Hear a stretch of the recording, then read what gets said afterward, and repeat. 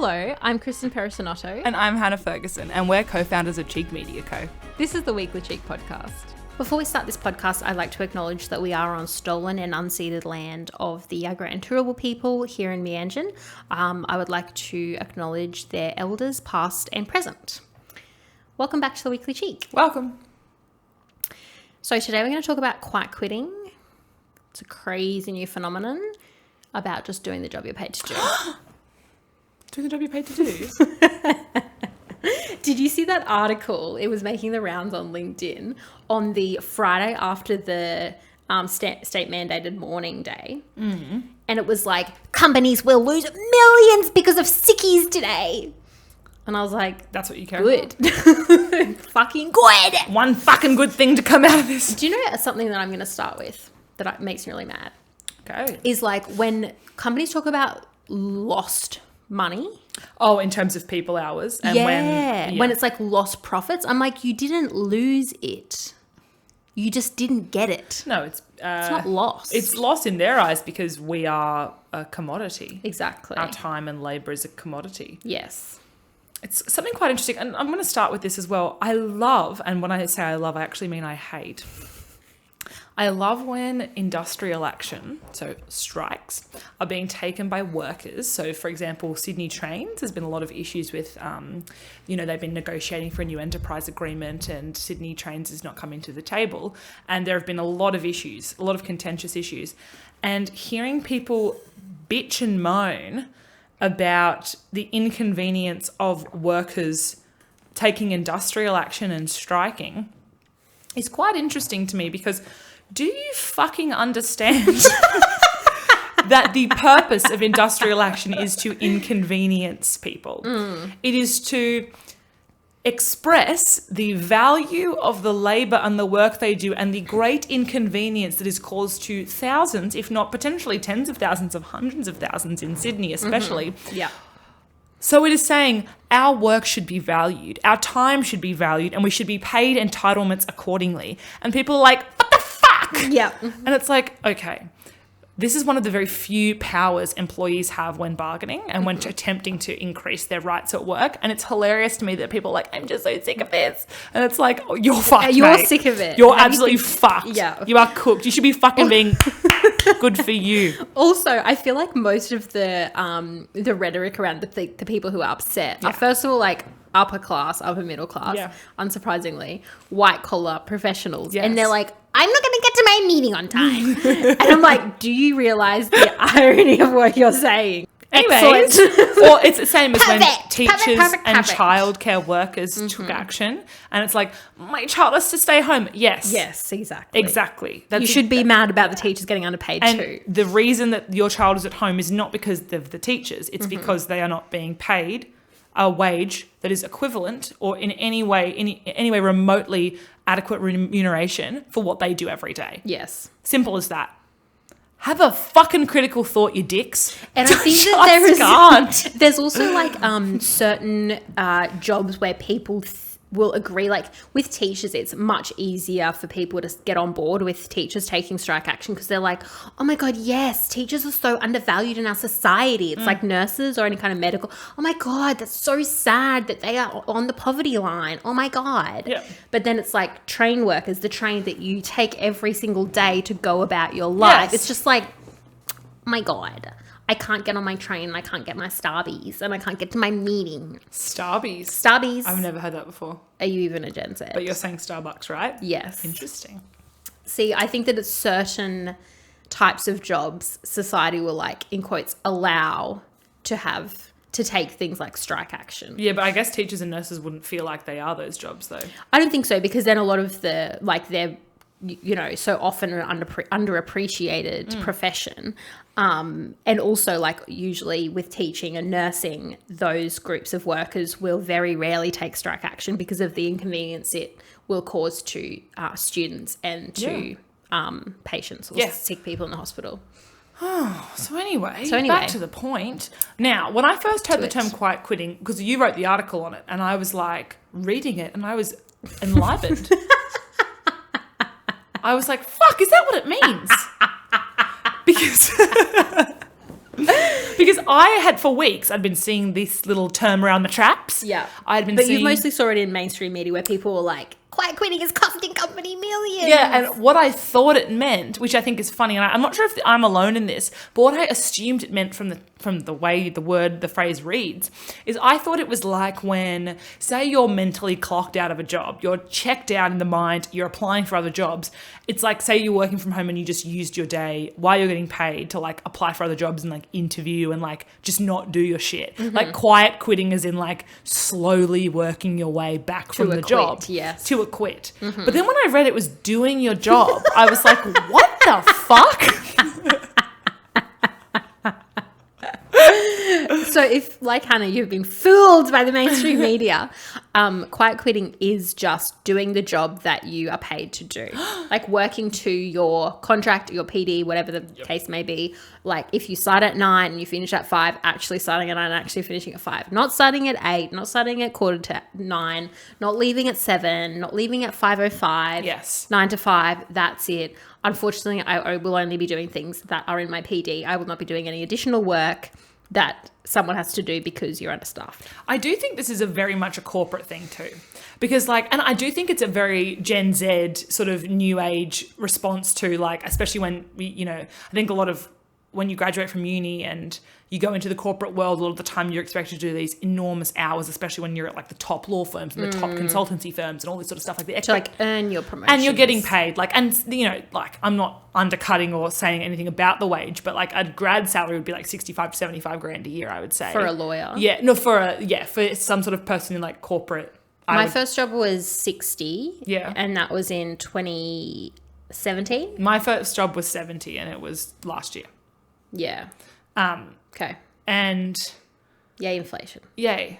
And Well, you can compare that. But anyway, whatever. anyway, and I think that it's kind of this weird thing where younger people aren't as familiar with unionism. And, you know, like, and a lot of people in the comments on the article that you wrote were saying things like, and I've never heard this term before, but it made a lot of sense, was like act your wage. Yes. Like it's all about like not taking on those additional responsibilities unless you're going to be paid for it. And I think a lot of what we're seeing, especially in the COVID world and the Great Resignation, are people taking on the workloads of multiple people who've left the company without them being willing to pay them accordingly or replace them. Yeah. And this like alleged skills shortage that we have, which a lot of it is to do with the fact that businesses are not paying a competitive wage or like even a livable wage. Yeah. And so people like there's this cafe down the road from my parents' house that has just like stopped being open on Saturdays. Like they always used to have, I think they were closed like Monday, Tuesday, but they were open through the weekend. And they put up this sign that's like, closed Saturdays from now on, can't find anyone to work. And I'm like, you can't find anyone to work. Like, why is that, I wonder? It's probably because their Saturday hourly wage is the same as their weekday hourly wage. So they can find people on Sundays when they pay penalty, but they can't find anyone to work on a Saturday not for a penalty. Absolutely. And here's the thing, and this is kind of a hard pill for people to swallow, and some people find it controversial, and I'm not sure why. If a small business or any business cannot pay their staff a livable wage, they shouldn't be in business. Yes. It's as simple as that. And I think that these fucking conservative media outlets go to these businesses and interview the owners like, how are you going to afford to make coffees? And they go, oh, well, the rising cost of living, we can't afford to pay staff if they lift the, minimum wage. So you're going to pay someone how much and they're not going to be able to afford their rent. Yeah. Because you don't want to pay them or you can't pay them above the minimum wage. I don't really care about your feelings in this because the worker and their rights should be protected in the first instance. And if you cannot afford to pay them a living wage, you shouldn't be in business. And it's as simple as that. And also, again, like the irony of them saying like, oh, well, we can't afford to pay. I'm like, well, then the workers can't afford to work there. Yeah.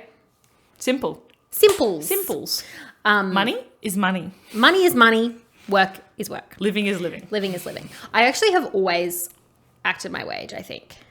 Apart from there was one job where I was disgustingly underpaid, and I talked about this on Close Friends Story a few weeks ago. I've had an experience where I was definitely underpaid too. But I would say, so I don't think I was acting my wage. But I was definitely had quiet quit. Like that's how I used to like enter the work. Like I would start the job and I'm like, okay, 9 to 5.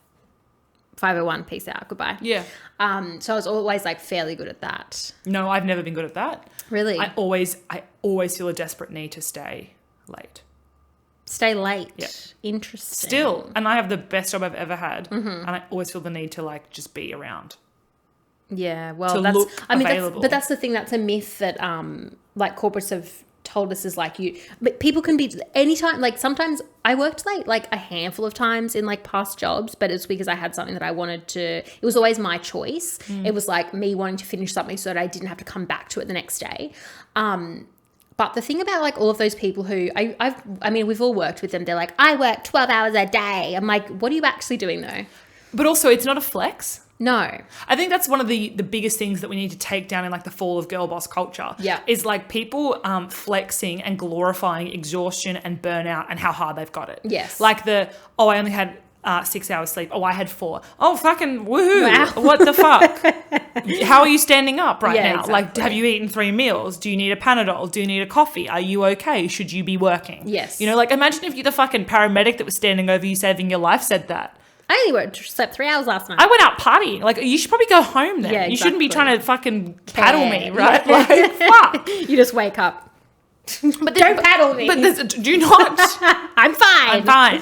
But this is the thing, right? Like, it's not cool. Yeah. And I think that the idea of quiet quitting works if everyone in the workforce does it. This is Yeah. one of the big issues is that when you pull back after you've been pushing for so long, it's really noticeable too. Yes. And to managerial staff, that looks like not Checking performing out. to your PD. Yeah. It looks like not doing your job. It looks like a performance review. So it's like a matter of going back to, and I think that the issue is always going to be that the empower and balance between a manager and a worker, and how that works and how that looks. Because like, I mean, you know, one of my first office jobs when I was still at uni was like, I did transcribing police interviews of perpetrators and victims for juries in criminal trials. So lovely work, enjoyed myself so much. Traumatizing. And so literally all day I would just put on headphones, type as fast as I can, listening to pretty much the most heinous things you've ever heard in your life. And I was paid $600 a week. And that was pretty bad because I would go home and cry most days. And then when I left that, I was like, oh, life feels good again, right? But I still stayed back and like I just did all this stuff when I was like not getting the support I needed. I wasn't learning it. Like it was just the worst shit ever. And like that's what some of the most traumatizing work a person can do, and to be paid so poorly for that as well. Like it's obscene. Yeah. I just think like we just need to be really honest about like why people are working late. Yeah. Because it's either because you're actually not like Doing the work. Like you're just kind of staying there to be like, oh look, I'm still here and it's 8 p.m. Yes. Look at me. Or it's because the company is so wildly understaffed that you are doing the job of multiple people. Absolutely. And again, quiet quitting is work-life balance reshaped for a younger audience, I think. Yes. But it's also just funny to see the backlash to something like this. Yes. Oh my God. Can people please reminder that your company doesn't care about you? Truly. If you drop dead, they will replace you tomorrow. Yeah. They probably won't go to your funeral. I know that's harsh, but seriously. Like you're a number. Everyone is a number. Like human resources. And we are sold this narrative that in our 20s especially, we must push and we must put everything into our careers. Yeah. And it's funny because I think that the other thing is that as young people start to divert from that narrative and say like, what the fuck are we doing? I'm not enjoying myself at all.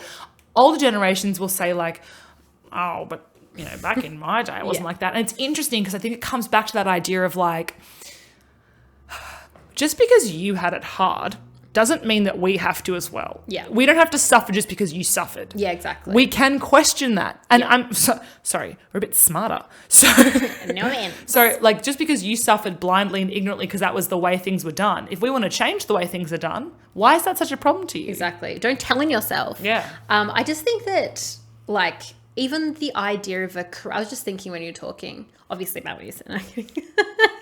I was listening very hard. What the fuck? Is like this idea of like a career being so much like who you are, is like that's kind of the root of this. I mean, the root of it is capitalism, obviously, but we've internalized capitalism. Like when you meet someone, you always say like, what do you do? Yeah. Like as if that's kind of like the defining factor of who they are. And for a lot of people, it's not. Like for a lot of people, like I know I don't do much other than work, to be quite honest. But it's because like if someone asked me what my career was, I would be a bit like, ew. Well, but I'm like way too cool to have a career. But it's kind of confusing for us Go though. boss slay. But if people ask me what I do, it's confusing to me because cheek isn't my job. Yeah. So it's I do have like a weird identity crisis about that. And I think that's because our identities are so tied up in what we do for work. Yeah. Because of the capitalist society that we live in. But it's interesting because I think that cheek and what we do for work is so representative of the same progressive ideals. So it's like, it actually is like my work and cheek reflect who I am values-wise, and that's what matters to me. Yes, but that's very unusual. Yes, agreed. Very lucky. Very lucky. But I think that separating like our careers from our identities, and I think that like I came from a very corporate background, and like even through uni, the degrees that I did were very much corporate. Like that was really the only path that people were taking, people around me. So this idea of like this office job in the CBD where I'd like wear my pumps to work and blah, blah, blah, was very much like the only path for me in my mind when I was probably 16, I reckon. It's when it really started. Although before that, I used to like have this serious obsession when I was a kid with being a secretary. I wanted to be a secretary. And I like used to like make desks out of boxes, like fridge boxes and stuff. And I was obsessed with stationery. You are so strange to me. And I think it was just this like obsession with like having a job where I had a desk. I was like, I need the desk. I need the stationery. I need the laptop. I need all of it. Like it didn't really, I don't know, like the idea of a desk was like so like pivotal to my job. That is so interesting. Yeah. I just always wanted to be an entertainer. Really? Yeah. No, I needed the desk. I've got a desk now. But I was like too scared to do anything. Like I was convinced I'd win an Oscar or something, which I won't because I cannot be anyone but myself. I'm incapable of pretending. So I don't know. Was just pretending. So I don't know how to do that. So then Yes. I was like, well, and then when I was in year 11 and 12, I was like, well, I'm going to be a lawyer. Yeah. And then I was like, That's when really I was doing my law corporate. degree, I was like, this is the worst shit on earth. I guess I'll just finish it. I think I'll just do it. But I think that this is why white collar and corporate workers are really bad with this kind of thing. Really, really bad with like identity and being mixed up in career and like your career being everything and like putting so much into work that's absolutely not necessary. And like, frankly, you should not fucking be doing it. Yeah. Because the thing for me is like, I know that I'm sure a lot of people will say, well, oh, it's the person's choice if they're going to work late, which for me, I'm like, is it really your choice, or are you doing it because you think you have to, because you think you have to earn some kind of promotion or a pay rise? Like, newsflash, you shouldn't like have to work overtime to get a pay rise or a fucking promotion. You should just like, I mean, to get a pay rise, you really should just wait for inflation to happen, but that's not how it works. I think part of this conversation also is around like maybe the past couple of weeks, I've seen quite a bit of conversation around like the expectation that people are returning to work and not working from home anymore. Oh yeah. And Mark McGowan. People not into that. Yeah, Mark McGowan was like, I'm a bit traditional in that way, and like I think you should come into the office for like, and it was kind of like a team culture vibe. But like I think it just comes back to the belief that bosses have a view that people are lazy and that they don't work when they're at home. Yeah. When They in need to be fact, supervised. work-life balance is increased so exponentially because people's well-being increases when they literally have a spare hour not commuting each day to put on some washing, to prepare meals, to do the things that life admin doesn't allow for when you're stuck to a desk all day in an office. And I think that it's funny because it is this assumption of laziness, and I think that it is what we're not talking about, which is this obsession with control. Yeah. And like a lot of when people started working from home, there was a lot of companies that tried to say you had to keep your camera on all day. What the ew, that's fucked up. There's a lot of articles I read about that sort of stuff. Oh my God. And it's just this obsession with like this efficiency and things, when actually what's happening now is around the world they're doing like the biggest trial of the 4-day work week and finding that productivity is basically not dropping at all. Yeah, and in some cases it got better. Yeah. Do you Shocking. know, I read this study yesterday because I'm a fucking loser. And it said when you are interrupted doing work, 21 minutes. 23. On On average, 23 minutes to get back to what you were doing. Exactly. To regain focus. Yeah.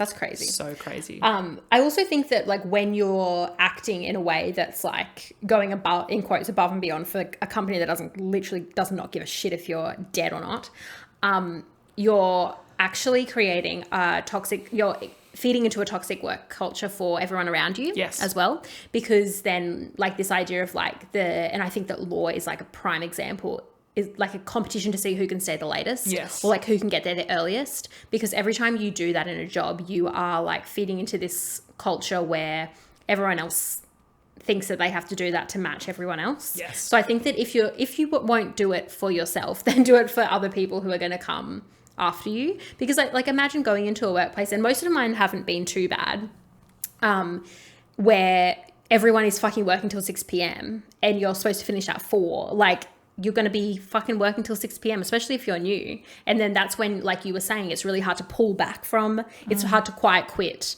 in the midst of a job, because then it looks like a drop in productivity. I still think you should do it. Absolutely. Because like you may possibly have a Fair Work case, or like a case through your union, which you should join, if they fire you for starting to actually work to your PD.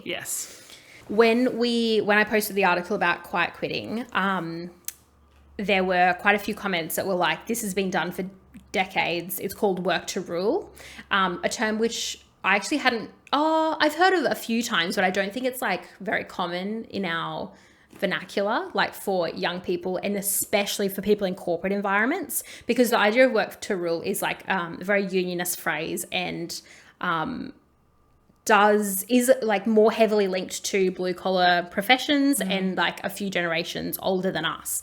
So I think that, I mean, there's a lot of people who were upset because it's like, it seems like, oh, millennials have invented this new thing, but it was already a thing before. And like, while I do understand that people get frustrated when that happens, I think that for me, I'm like, well, if that's only a positive thing if young people and people in different work environments are embracing that kind of like, who gives a fuck what it's called? As long as they're doing it, that is like actually really helpful for like the working class, like any workers in, you know, the world, I suppose, it can only be helpful, like whatever you call it, act your wage, quiet quitting, work to rule, whatever it is. I think it's only a good thing that we are all like taking a step back from going above and beyond for a boss who doesn't care about us. We had one of our guest contributors who was a fucking legend, Emily Coogan. She wrote a piece for us, sort of subsequent to your quiet quitting article, which is about like the place of ambition and the role of ambition. And like, I think a lot of what she's talking about is, you know, as we look at quiet quitting and sort of stripping back to normal hours and a normal work-life balance, like what is the place of ambition and where does ambition come from? And I actually links quite well, because one of our followers put in a question box for the confession hour thing I did yesterday, which was like, I'm really worried that like I'm going to lead a boring and mediocre life and not be successful. But it was kind of like this implication that success was equal to not having that, right? And like, I think that is this sort of source of like Emily's question. I think it's like a really good contrast, because like, why does ambition, I think ambition and this idea of like happiness through success are like inherently linked. And one of the things that her article was talking about quite specifically was like, I think the best slide of the tiles was, for women, especially in their 20s, there's always this pressure and this like balance that you're trying to have in your mind, where you're like, I'm pushing my career, but with the knowledge that at some point I'm going to have to make this decision about family and things, like this body clock, all the pressures. Like, I think that's very common for women to start questioning in their mid to late 20s or even earlier, because we're trained to hold these fears and like, what am I going to do? How am I going to manage this? Am I going to be like someone who does both? Like, what is the expectations? Like, do I need to be partnered? Like, what? Like, it's just this thought that doesn't ever really go away. And I think it's something that's not talked about. And I think its relationship with ambition is really interesting.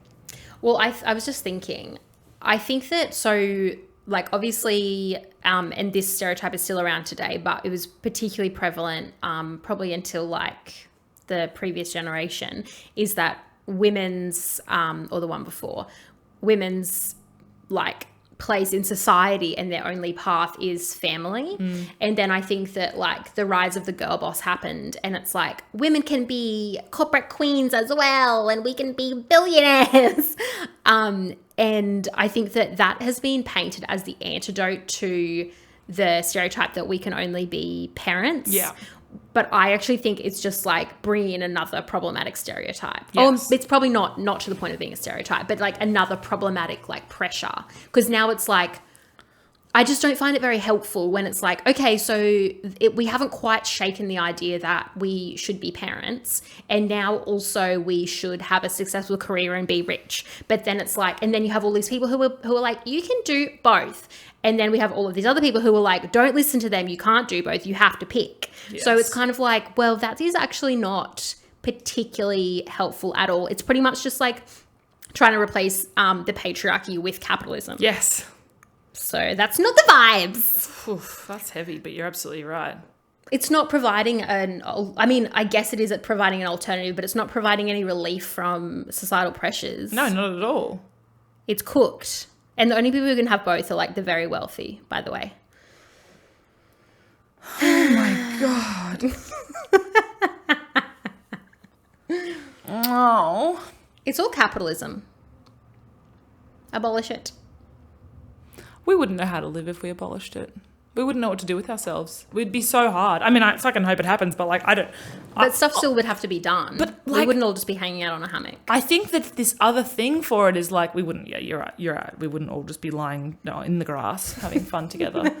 But I think this other thing is like, and I think a few episodes ago we talked about like, how I sometimes judge the girls I went to school with who have had babies and like never really done the uni, or like they just kind of stayed in my small hometown and had children and got married really young. Yeah.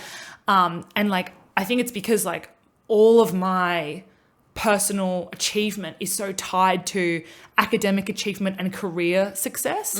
And so like this relationship with ambition and trying to unpack like girl boss culture is actually really hard. Yeah. Because when I think we were in our teens, that was the like prominent form of feminism, was like denying that like family maternal instinct in your 20s and like fucking going for it, and then being like, well, I don't know if I want to have kids and like blah, blah, blah. Because I mean, I don't necessarily know, but it's so interesting because like I can't even imagine like a world where we dismantle these ideas of ambition and success, because like it feels like so connected to who I am that if you take away my work and cheek, like I really wouldn't know what to do with myself. Yeah. And I know who I am and I like who I am, but like without those things, like those feel like the way I express. Like I think my personality is my work as well. And like without those things, I don't know. Yeah. And that's so interesting because I think for some people it is children and family, and then for others it is work. Yeah. And it often feels like these competing interests where people have to pick one. And if you have both, you feel like you're failing in things. I think a lot of women, that's like a common thought. But for me, I'm just like, without intellect, and not saying that goes away if you're not working. Obviously, people can be extremely smart and not be interested in a career, or like that ambitious sort of trait. But it's like really interesting to think about like who you feel you can be without those things. And like when you don't tie your sense of self and identity to achievement in that sense. I fucking don't know. And I actually think that a lot of like the leftist Gen Zs are quite good at that actually. Yeah. Good at like kind of separating that and like understanding that work is just an exchange of time for money. Yeah. And understanding that like your career doesn't have to be your life. So I think that hopefully in a few generations things will be a bit different. I think they will. Yeah. And I think that we need to start untying ourselves, because otherwise we'll be the older generation like, what are you doing? Yeah, exactly. Young people don't know how to work these days. But it's like, it seems like nobody wants to work these days. I think it is our like Gen Zs who are also unpacking this idea of like not needing to commodify hobbies. Yes. Like obviously it's work stuff as well, but it's like, why does everything you need to do need to be a small business? Yes. Like why does like your enjoyment of, painting nudes need to be, like it's like everything. It has to be an Etsy shop. Yeah, exactly. And it's because I think that with the rising cost of living, we are in this sort of experience where we're like, I'm just going to need $1. I need $1. Like any way I can make $1. And so it's just so hustle driven. But when you take that away, it's like, how do we fight these things? Because they are connected. Yeah. And to deny that people need to make money through any means, like, you can't say that, like. Yeah, exactly. Fuck. Exactly. Fuck. Well, I think it rides a very fine line between like making something that you love into a job so that you don't have to do a job that you hate. Yes. And also, like you said, like monetizing everything. Yeah. And not to be rude, but like sometimes your painting's not good to sell. Well, you don't mean me, obviously. No, I would mean never just try and sell my paintings. Generally, I think like sometimes... I don't paint, by the way. It's like there's people who are artists and then like... I actually know someone and there's no way they would ever listen. But they were like a fairly like top management executive. And I was talking to them one day, I knew them through work, by the way, to clear my own record. And he was like, oh, like, what did you do this weekend? And so I told him, I was like telling him about my weekend. And it was one of those times where like he asked what I did on the weekend so that he can tell me what he did on the weekend. Classic. Yeah. And I was like, oh, what about you? And then he goes, well, takes his phone out. No. Shows me a picture of a painting that he had done. And he's just like, look at that. Look at this paint. Like, look what I made. And I was like, okay, like, I don't really know much about art, but it was like, I guess like a geometric type of thing. Like just black on a white canvas, like very simple. And he was like, yeah, I just like saw someone making these online. And then I was like, I can do that. And then he made 12 of them and put them around his home. 12. Yes, 12 of these things. And then I was like, he's going to fucking say he's going to open up a fucking Etsy shop. And he literally did. This is a person who was probably making, I would say like maybe close to $200,000 a year selling these like in quotes artworks that he had just whacked together because he saw someone doing it on the internet and decided that he could do it. And then made 12 of them and put it in his house, and then was like, you know what? The people need to have access to these. Like, I'm sorry, that is just undercutting like genuine artists. So don't do that. Okay, bye. Bye. Actual wage. If you didn't find us completely insufferable, come back next Wednesday for a new episode. You could also find us on Instagram at Cheek Media Co. or online at cheekmedia.com.au. Yes, that's the one. That's the one.